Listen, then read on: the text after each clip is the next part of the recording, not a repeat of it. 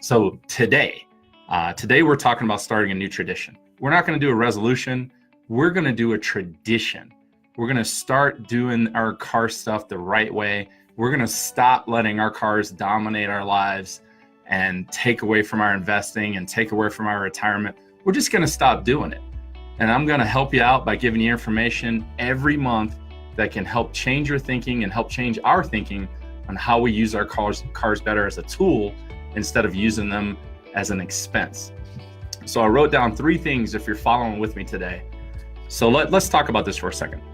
The first thing I want you to write down is when you're thinking about a car, if you're in the car market, if you're thinking I'm going to need to buy a car in 2019, this is for you for sure. So write these things down. The first thing is, do I want it or need it?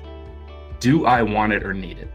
And if you've watched any of my videos in the past, I have this little saying: why do we need leather and only want to retire one day? They're backwards. We gotta start this tradition. We gotta get this thing going so that we can start needing to retire and wanting a car that will suit our needs, fit the kids, get us to the ballpark, go on a trip or whatever the situation is. So write that down and question yourself. Do I really need this or do I just want it? So that's step number 1. Write those things down before you entertain budgeting for a vehicle. Which brings us to number 2. Is it 10% of my budget? And when I say is it 10% of my budget, I'm talking about your car payment.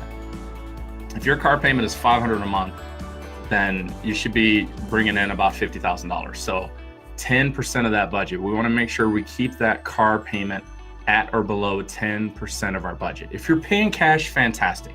We'll do a different video for that one. But for today's video, let's just have a baseline. 10% of our budget will go to our transportation needs. Now think about it. If you're a household of 2, $500 needs to go into 2 different vehicles. So write those things down. Make sure you're at least following these steps so it can help you make a smarter decision instead of just an impulsive decision. Number 3, does my car payment stop me from investing? I like to invest because I want to one day retire. I need to retire one day. And so we need to start questioning ourselves, does my car payment stop me from investing? If you pick the leather and the sunroof, does that pull $200 away from investing in your kids' future or your own future? So those are the first 3 things in this new tradition that I'm talking about that we can discuss. Do I want it or need it? Is it 10% of my budget? And does my car payment stop me from investing? Tough questions, but I think that if we start doing these things regularly, then we will stop having these dilemmas when it comes to our vehicles being upside down, not having enough car's too old. There's all types of things that happen, but follow those first 3 things that I said, and I'm hoping that this tradition will help us make better decisions on our cars. So, that's fine to talk about. A lot of you might be thinking of how I'm going to do this, how am I going to make this change? Well, the first thing is no more impulsive buying or leasing. And yeah, this is a car guy telling you that, guys. Most of the time when you're dealing with a car person, it's all about the flash and the flare and how you look in the car, how you feel in the car. Those are all emotions. And we want to stay away from emotions and making impulsive decisions when we're purchasing a car. These things should be thought out for months before we execute.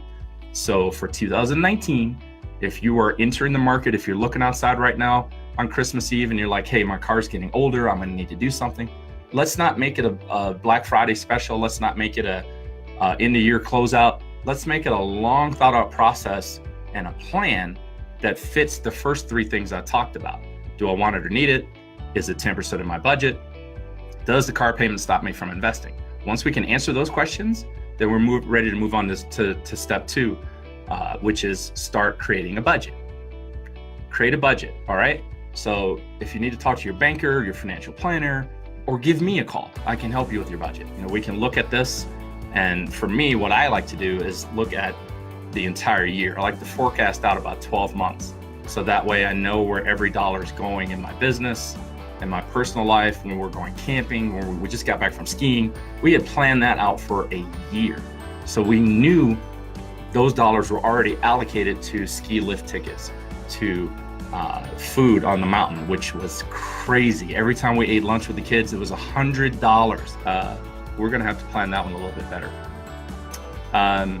So when you're making that budget for your vehicle, don't just think about the 10% of your total income that goes to your transportation. Also think about the maintenance costs that are gonna go into your car for the future. So if you're driving a vehicle that has 30,000 miles on it, think about the things you're gonna have to spend money on that's gonna redirect that money over the year. And we don't like to think about this stuff. We like to just act on it reactively. We like to basically go, oh man, my check engine light's on, I need to go do something about it. Wouldn't it be nice if we would just look at that maintenance plan that comes with the car and understand that, look, I'm gonna have to budget for $600 for a transmission flush, or I'm gonna have to budget for tires. You're gonna have to start doing this stuff. And I'm telling you, if you follow these steps, it will help free up dollars that you don't even know that you have, because you'll stop spending impulsively. So no more impulsive buying or leasing. Start budgeting for your car, making sure that you include maintenance in the budget, gas and cleaning.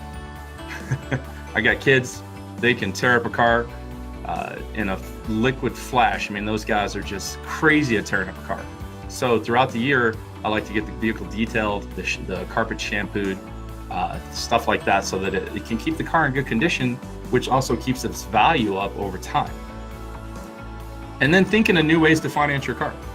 You know, there's traditional ways, which I've always been a fan of, traditional, buying a used vehicle, keeping it for 5 years, having payments that run out at about 4 years. Those are great thoughts, but opening your mind to leasing is also a great way to look at your vehicles.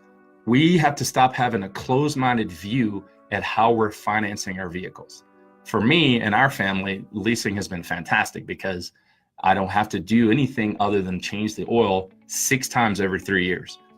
And the last thing on the list is have a plan, a written down plan. Guys, this is a major purchase. We forget that our vehicle is the second largest purchase we will make in our lives. And, you know, we don't think about it so much because we end up buying a car every 3 to 5 years, but it's a major purchase. You know, we don't switch houses like we switch cars, but they do make an impact on our lives. And if we can start doing this tradition a little bit easier and a little bit better and a little bit more thought into it, then our money can be allocated to the things that we actually need. So yeah, I'm in the office alone. I've got one client coming in today, and we are going to look at a vehicle and talk a little bit on Christmas Eve, and then I'm going to get out of here. But I thought I'd give you guys a little tips and want to see if you want to join me on this new tradition of making smarter purchases. And I hope this helps you out today. Have a great day, guys.